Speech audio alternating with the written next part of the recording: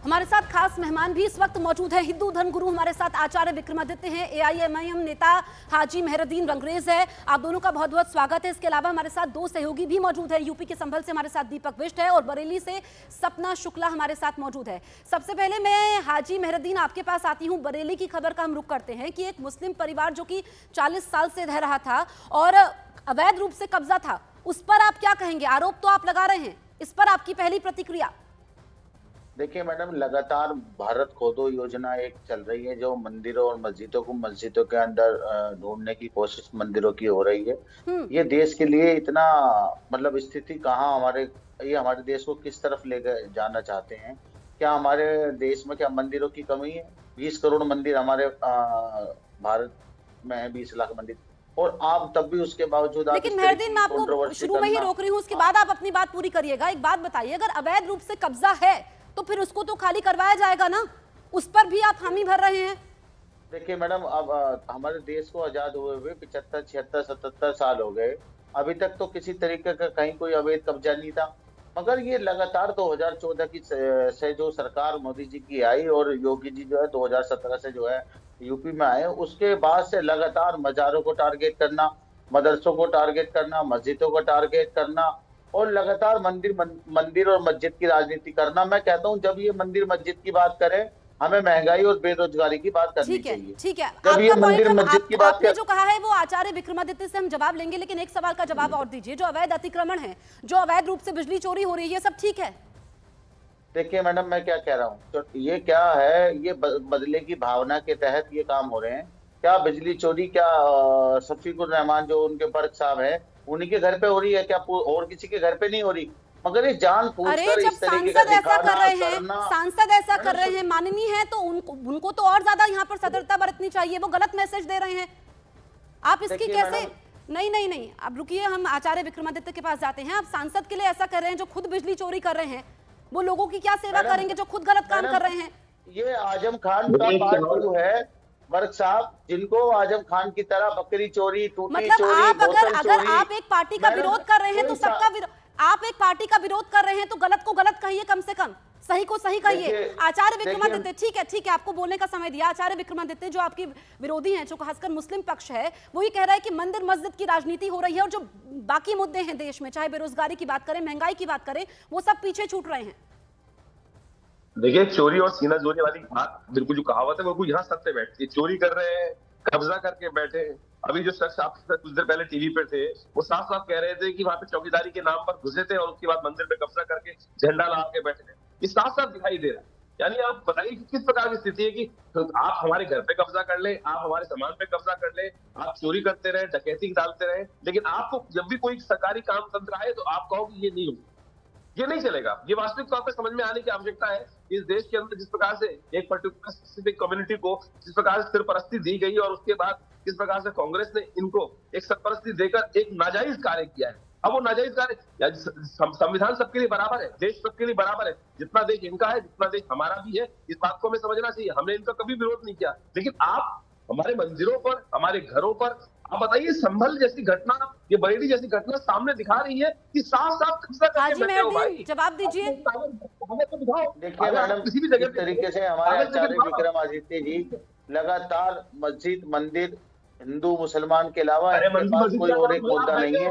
ये मुसलमानों ने मंदिरों पे कब्जा कर लिया। मैं चैलेंज के साथ आपको ये कहता हूँ, अगर एक भी मुसलमान ने कभी किसी मंदिर पे दावा किया हो या कब्जा किया हो, मैं खुद छुड़वाऊंगा जाकर, मैं उसको कंडेम करूंगा। ये आप बार बार हमें हिंदू मुसलमान में लेके जाना चाहते हैं। हम चाहते हैं कि हिंदू मुसलमान सिख ईसाई मिलकर देश विकसित भारत बनाए, विकसित देश को आगे बढ़ाए। हाजी मेहरुद्दीन, आप दोनों ऐसे लड़ेंगे तो कुछ सामने नहीं आएगा। मेरी सहयोगी सपना भी है जो बरेली का सच बताएंगी, लेकिन उससे पहले मैं आपसे एक सवाल पूछती हूँ। गंगा जमुनी तहजीब की हम बात करते हैं, संभल की आप बात करते हैं, लेकिन आप मुझे बताइए कि हमने कई उदाहरण देखे हैं देश में कि मध्यस्थता आप लोगों की तरफ से क्यों नहीं की गई, कि अगर मंदिर थे वहां पर तो क्यों नहीं दूसरे समुदाय को बुलाया गया कि आप लोग आइए, मंदिर को खोलिए, सेवा करिए, पूजा अर्चना करिए। ये भी तो हो सकता था ताकि आपसी भाईचारा कायम रहे। जो संभल में आप बता रही है मैडम, वहाँ 46 एयर्स है जो है, वहाँ पे मंदिर पे जो ताला था। क्या आप ये बताइए, एक मंदिर की कोई किसी तरीके का कोई मंदिर को नुकसान हुआ हो, मुसलमानों ने उस पर कब्जा किया हो, वहाँ के हिंदू भाइयों ने एक्सपोज किया इनके एजेंडे को। उन्होंने कहा कि हमें किसी भी तरीके से मुसलमान भाइयों ने ना कब्जा किया। अरे सर बीच में मत बोलिए, ये आचार्य जी अगर आपका ये रवैया रहेगा मैं आपके साथ डिबेट नहीं करूंगा। नहीं आप बोले, क्या किया मैं बता रहा हूँ आप सुनने ही नहीं चाह रहे। आपकी जो वास्तविकता आपकी सोच है ना, जो पढ़ाई आपने करी है वो बड़ी खतरनाक, वो साफ साफ दिखाई दे रही है कि गाड़ी लेकर घुस गया जर्मनी के अंदर, कुचल दिया। ये क्या सिखा रहे हो भाई, बच्चों को क्या सिखा रहे हो? यही सिखाओगे कि माँ तो काफी जहां दिखाई दे जन्नत मिलेगी? अरे इस धरती को जहन्नुम बनाने के बाद तुमको जन्नत मिले, जन्नत चलिए मिलेगी। ठीक है विक्रमादित्य, थोड़ा सा भाषा में संयम रखेंगे और हम इस चर्चा को आगे बढ़ाएंगे। हमारे दो सहयोगी हमारे साथ मौजूद हैं, रुकिए जरा उनसे हम सच जान लेते हैं। वो ग्राउंड जीरो पर मौजूद है। सबसे पहले सपना, मैं आपके पास आती हूँ। बरेली की घटना का हम जिक्र कर रहे थे। मेहरदीन कह रहे हैं कि कोई वहां पर कब्जा नहीं हुआ है, और अगर ऐसा हुआ है तो वो खुद जाते। सच क्या है आप बताइए। उन लोगों से मिलवा देती हूँ जिन्होंने इस बात का दावा किया है। पहले तस्वीर दिखा देती हूँ और उसके बाद मैं आपको दावा बता देती हूँ कि वो लोग क्या दावा कर रहे हैं। तो जो हमारे गेस्ट पैनल है ना, उनको अपने आप समझ आ जाएगा। पहले तो ये देखिए, ये सील कर दिया गया है। कल प्रशासन यहाँ पर आया और सील कर दिया। और वो जो ध्वज आप देख रहे हैं, जरा वही दिखाइए विशाल। यहाँ इससे पहले ये ध्वज नहीं था, ये हनुमान जी का ध्वज लगा दिया गया। गंगा माँ का मंदिर अंदर बताया गया है कि गंगा माँ का मंदिर अंदर है। इससे ज्यादा अभी तस्वीर यहाँ दिखाई नहीं दे रही है, लेकिन क्योंकि प्रशासन ने सील लगा दिया है और एक पर्चा चस्पा दिया। अब आप इधर आइए, जिन्होंने दावा किया है जरा मैं उनसे मिलवाती हूँ। क्यों दावा कर रहे हैं? इसलिए कि कभी संभल में निकला है, तो चलिए आज हम भी मौका ढूंढ लेते हैं और कर लेते हैं। ऐसा कुछ नहीं है। हाँ। मैंने दावा यूँ किया है कि इसमें 40 साल से एक सोसाइटी का चौकीदार जो है, हाँ। वो अपने को ये कह रहे हैं मैं सरकारी कर्मचारी हूँ। तो 40 साल पहले क्यों नहीं आए थे? 10 साल पहले क्यों नहीं आए थे? आज क्यों? एक मिनट आप सुनिए, उसका सवाल दे रहे हूँ। हाँ। इसने जब हम आते थे अंदर तो ताला मार लेता था, हमें अंदर घुसने नहीं देता था। अच्छा, जा नहीं पाते ना थे। बिल्कुल नहीं जाने देता था। हाँ। हमारी पूजा पाठ सब बंद करती थी। ये आप ही का है? आप ही का, हमारा आपके पूर्वजों का है? पूर्वजों का है। उसका क्या नाम है आपका? राकेश सिंह महाराज। राकेश सिंह महाराज। आपके पूर्वज यहाँ पे किसका मंदिर बना के? गंगा माँ का मंदिर है? गंगा महारानी जी का मंदिर। इसलिए हो रहा है कि आज संभल में निकल आया, तो नहीं, चलिए ऐसा आज कुछ यहाँ नहीं, पर कर ऐसा देते हैं। या वाकई में ठोस है कुछ यहाँ पर, और अगर था तो 10 साल पहले क्यों नहीं किया गया? ये बार बार सवाल हो रहा है। देखिए आपको बताएं, 10 साल पहले से लगातार शिकायतें कर रहे थे, लेकिन जो पिछली सरकारें थी वो एक समाज के आगे झुक जाती थी, उनके खिलाफ कोई जी। कागज दिखाओ। हमारे पास 1905 के दस्तावेज हैं, हाँ। जिसमें ये गंगा महारानी मंदिर है। हाँ। खसरा खतौनी है, जिसमें गंगा महारानी मंदिर दर्ज है। ये संभल के लिए नहीं, हम लोग लंबे समय से इसके लिए आवाज उठाते चले आए, लेकिन आज एक ही मंदिर है ऐसा है? और भी है यहाँ पे? यहाँ और भी, ये अभी ये तो एक है, बाकी मुक्त है। तो कागज अगर उनके पास इस वक्त मौजूद हैं तो दिखा दें। 1905 ये कागज ही दिखाने जा रही थी मैं आपको। ये कागज है, ये कागज ये दिखा रहे हैं। रजिस्ट्रार के दस्तखत है। अच्छा, और ये ये रजिस्ट्री कचहरी ऑफिस के में? दर्शक है। हाँ, रजिस्ट्री के। हाँ जी। और ये उर्दू एड्रेस में? कहाँ लिखा है? उर्दू में ये कागज है। उर्दू से 1905 में उर्दू चलती थी। अच्छा, इसका उर्दू का अनुवाद करवाया गया हिंदी में। ये ये पहले अनुवाद एक मिनट और, एक कराया मिनट। हाँ। लक्ष्मण सिंह। लक्ष्मण सिंह, ये आपके घर के हैं? हाँ। इकरारी। हाँ। इकरारी लक्ष्मण सिंह। और ये जगह मंदिर मंदिर गंगा जी महारानी। हाँ जी। तो ठीक है जसप्रीत, आपके साथ जो पैनल में है, जरा उनको मैं दिखा देती हूँ। वो ये कैमरा और फुल स्क्रीन पर अगर वो देख पाए, फिर इसका जवाब बिल्कुल। सपना को भी हम विंडो में रखेंगे। जो कागज अगर आप जूम करके दिखाइए। हाजी सपना, आप रहिए हमारे साथ। हाजी मेहरदीन रंगरेज जी हमारी सहयोगी ग्राउंड जीरो पर मौजूद हैं। वो कह रहे हैं कि 1905 के दस्तखत है, उनके पूर्वजों का मंदिर था, कई बार शिकायत की गई, जाने नहीं दिया गया। इसको आप कैसे झुटलाएंगे? मैं बता रहा हूँ मैडम, जैसे आप बता रही हैं और ये भी बता रहे हैं कि 1905 के उनके पास दस्तावेज हैं, तो आपने दस्तावेज लेके वो अभी तक क्या कुंभकर्ण की नींद सो रहे थे? क्या उनके मुंह में दही जमी पड़ी थी? आपने पूरी बात सुनी? आपने पूरी बात सुनी? अरे मैंने पूरी बात सुनी है मैडम। इस तरह की बार-बार करना, कौन भागवत जी ने क्या कहा है? कौन भागवत जी के दो बयानों पर क्या कहना चाहेंगे आप मैडम? हाजी मेहरदीन रंगरेज, अब आप एक लाइन को पकड़ के सच को नहीं छुपाएंगे, ठीक है? अब संभल का सच भी दिखा देते हैं। हमारे दूसरे सहयोगी दीपक मौजूद हैं। दीपक बताएंगे कि इस वक्त वहां पर एएसआई की टीम जो पहुंचने वाली है, कल क्या हुआ। दीपक आप बताइए। सपना आप भी कुछ पूछना चाह रही थी? देखिए इस वक्त मैं सपना के पास आएंगे पहले। दीपक आप अपनी बात पूरी करिए, फिर सपना के पास जाएंगे जी। देखिए बिल्कुल बिल्कुल जसप्रीत, यहाँ पर मैं कल की मंदिर मैं दिखा रहा हूँ। ये कल की मंदिर है जहाँ पर एसआई की टीम अभी प्रशासन के साथ पहुँचेगी। ये वही मंदिर है जो 18वीं शताब्दी में बनाया गया था और मालवा की मराठा जो शासक थे अहिल्याबाई होलकर, उनके द्वारा इसे बनाया गया था। इस मंदिर में कृष्णकूप है, जिस कृष्णकूप को लेकर आज यहाँ पर टीम पहुँचेगी, उसका सर्वे करेगी। और सबसे महत्वपूर्ण है कि 18वीं शताब्दी का ये मंदिर है जिसमें कूप जो है कुएं से अलग कहा जाता है और कूप प्राचीन होता है, जिसके जल को लेकर भी कई तरह की मान्यता और विशेषताएं होती है। और इसीलिए मैं दिखाना चाहूँगा इस तरफ वो जो कूप है, प्रदीप इस तरफ लेकर आए, क्योंकि इसी जगह पर टीम आएगी और सर्वे के लिए इस जगह पर जाकर वो सर्वे करेगी। क्योंकि 19 कूपों को लेकर एक दिन पहले यहाँ पर सर्वे किया गया था एएसआई के द्वारा और उसके बाद ये कहा गया था कि 5 तीर्थ यहाँ पर जो है वो यहाँ पर तीर्थ जो है 5 उनका सर्वे किया गया था। और उसके बाद अब ये कूप जो है इस तरफ है, इस कोने की तरफ न्यूज़ 18 इंडिया की टीम में मैं एक्सक्लूसिव दिखा रहा हूँ वो उस कूप को जिसको लेकर सर्वे होगा। और ये सर्वे इसलिए क्योंकि ये सबसे अलग कूप इस वक्त नज़र आ रहे हैं और इस कूप को लेकर आप देखेंगे यहाँ पर ये कूप है और इसका दरवाज़ा खोला गया है। एसआई की टीम यहाँ पर पहुँचने वाली है, प्रशासन के साथ यहाँ पर टीम आएगी और इस कूप का यहाँ पर निरीक्षण करेगी। क्योंकि इससे पहले भी हमने देखा था 19 कूपों के बारे में कहा जा चुका है, 19 कूपों का सर्वे हुआ था एएसआई के द्वारा और कुछ ही देर में एएसआई की टीम यहाँ पर पहुँचेगी और इस कूप का सर्वे करेगी। इस कूप के सर्वे के बाद क्या कुछ सामने आएगा ये देखना होगा। लेकिन सबसे अहम चीज़ जो है मैं आपको बताना चाहूँगा कि कूप के अलावा एक जो स्थान है, एक हमने दिखाया था एक दिन पहले कि एक मंदिर और मस्जिद मजार को लेकर भी आरोप प्रत्यारोप का दौर यहाँ पर शुरू हुआ है। क्योंकि उस इलाके में जो लाडन सराय इलाका है वहाँ पर ये कहा जा रहा है कि एक मंदिर की जगह को मजार बना दिया गया और समाजवादी पार्टी सरकार के ऊपर आरोप लगाए गए स्थानीय लोगों ने। तो स्थानीय प्रशासन उसकी भी जांच कर रहा है कि क्या ये सत्य है या नहीं। लेकिन जो स्थानीय लोगों के बयान है वो काफ़ी कुछ कह रहे हैं, लेकिन ये सब जांच का फिलहाल विषय बनेगा। बिल्कुल, आप रहिए हमारे साथ। आचार्य विक्रमादित्य, एक सवाल मेरा आपसे ये है कि जो ये मंदिर मिल रहे हैं यहाँ पर दूसरे पक्ष का ये कहना है, खासकर मुस्लिम पक्ष ये कह रहा है कि वहां से हिंदुओं ने पहले पलायन कर दिया, वो खुद छोड़कर गए थे, इसी वजह से मंदिर बंद है। इस पर आपकी क्या प्रतिक्रिया है? मार के भगाया गया 1978 में संभल की जो त्रासदी थी वो सामने दिखाई दे रही। किस प्रकार से लोगों को जिंदा जला दिया गया, टायर डाल के जला दिया गया, वो एक एक सच सामने आ रहा है। और उस वक्त की सरकारों ने किस प्रकार से लीपापोती करी, जो गवाह थे वो 5 गवाहों को किस प्रकार से डरा धमका के वहां उपस्थित किया गया है, वो एक एक चीज सबसे सामने है। आप देखिए अभी तो 1984 के जो त्रासदी थी उसके अंदर भी लोग सामने जला दिए गए, कुछ दिन बाद ये लोग वहां भी सपोर्ट कर लेंगे। ऐसा तो कुछ हुआ ही नहीं था, ऐसा तो कुछ हुआ ही नहीं था। पूरे जो हमारे सामने, मुझे बताइए बड़ी विचित्र स्थिति क्या है कि किस प्रकार से सरकारों ने दुर्भाग्यपूर्ण कार्य किया कि लोग वहां से दिल्ली से 150 किलोमीटर दूर के स्थान की तक की खबर नहीं की गई। किस प्रकार की स्थिति थी, अब वो तो आज धन्यवाद हाजी मेहरदीन, आप जवाब दीजिए।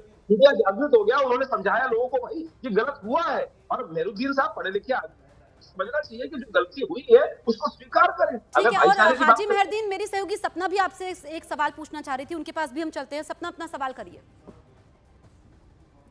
मैं हाजी साहब से बहुत प्रेम भाव से, क्योंकि हाजी साहब बहुत नाराज़ हो रहे हैं, मैं एक सवाल उनसे पूछना चाहती हूँ। बहन के नाते जवाब दीजिएगा। आप कौन है, मैं कौन हूँ, ये कौन है, सब अपना आधार कार्ड दिखाते हैं, कागज़ दिखाते हैं, ये घर मेरा है। मैं कागज़ दिखा रही हूँ, जो ये मुझे दिखा रहे हैं वो ये दिखा रहे हैं, देखिए ना, लिखा हुआ है लक्ष्मण सिंह। और ये इकरारी आप समझते होंगे, उर्दू की भाषा हाजी साहब बहुत अच्छे से समझते होंगे। तो ये झूठ बोल रहे हैं क्या कागज़ हाजी साहब? और अगर आज लग रहा है तो वो आज दावा कर रहे हैं आए थे, पहले भी आए थे, ऐसा नहीं है पहले नहीं आए थे। पहले क्यों नहीं आए थे? आप हमारे साथ एक गेस्ट जुड़े हैं, वो हाजी साहब ये कह रहे हैं पहले क्यों नहीं आए थे, पहले सो रहे थे क्या आप? मैडम बहुत समय से लिखा पढ़ी करता रहे हमें, डीएम को, कमिश्नर को, रिस्पांस कोई भी नहीं आया किसी अब ठीक है सपना, बहुत चक्कर इन्होंने काटे। हाजी मेहरदीन अंग्रेज, अब इस पर आप जवाब दीजिए। लोगों के बयान आपने सुने, उनका दर्द आपने सुना, इससे तो मुंह नहीं मोड़ सकते। देखिए मैडम, जिस तरीके से गली गली और मोहल्लों में और जिलों में जो है मंदिर ढूंढने की जो तलाश हो रही है, ये हमें किस तरफ लेकर जाएगी, इसका तो भुगतान हमारे देश के लोगों को भुगतना पड़ेगा। जब उनके पास, आप ये बताइए, जब 1905 से उनके पास कागज हैं, तो वो अभी तक कौन सी नीति में थे जो वो अदालत नहीं गए। और हमारे देश में न्याय प्रणाली है, न्याय के द्वारा जो है सबको इंसाफ मिलता है। आप ये भाईचारे के नाम पर हिंदुओं को जो कब तक काटते हो बकरे की तरह, जो बकरा काटते कोई भी फैसला देती है। ठीक है, आचार्य विक्रमादित्य जरा सुन लेते हैं इनको, फिर आएंगे। दोनों ऐसे बोलेंगे कुछ समझ में नहीं आएगा, पूरी बात करिए। मैं कह रहा हूँ मैडम, उनके पास अगर कागजात हैं तो उनको अदालत में जाने चाहिए, वहां दिखाने चाहिए। जो दूसरी पार्टी है वो भी अपने कागज दिखाएगी और तय हमारा जो वहां पर कोर्ट होगा वो उसको तय करेगा। मगर ये मैं मैडम बार कानूनी बार कह प्रक्रिया रहा तो हूँ, हर जगह अपनाई जा रही है, लेकिन आप मुझे एक बात बताइए कि अगर आपसी भाईचारा कायम रहे, जो हमने पहले देखा है, आप हर बात को, आपने जिया रहमान का उदाहरण दिया कि बिजली चोरी वो कर रहे हैं, आप उसको भी सही ठहरा रहे हैं।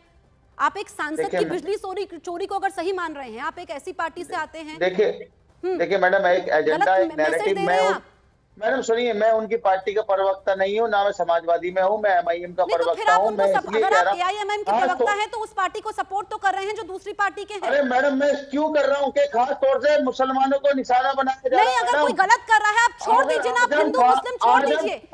हर कोई एक देश का नागरिक तो है, एक देश का नागरिक होने के प्रति कोई जिम्मेदारी बनती है। मैडम आप बीजेपी की तरफ बीजेपी आपके लिए बड़ा आसान होता है, कोई सवाल आपसे पूछा जाए तो आप बीजेपी का बता देते हैं। क्या उनसे सवाल नहीं पूछा? क्या उनसे सवाल नहीं पूछा?